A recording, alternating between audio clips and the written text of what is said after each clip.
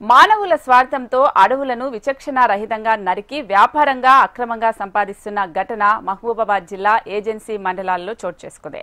జిల్లాలోని గూడూరు, కొత్తగూడెం, గంగారాం అటవీ ప్రాంతాలలో స్మగ్లర్లు రెచ్చిపోతున్నారు. ఏజెన్సీ ప్రాంతాల్లో గుట్టు చప్పుడు కాకుండా అరుదైన వృక్షాలను మాయం చేసేస్తూ దుండగులు సొమ్ము చేసుకుంటున్నారు. గంగారాం మండలం రామారంలో సుమారుగా 50 టేకు దుంగలు విడతల వారీగా నిల్వ చేసి ఉండటం గ్రామంలో ఇప్పుడు చర్చనీయాంశంగా మారింది. ఈ విషయం బయటపడటంతో సుమారు 2 ట్రాక్టర్లు అరుదైన టేకు కలప రాత్రికి రాత్రే మాయమైంది.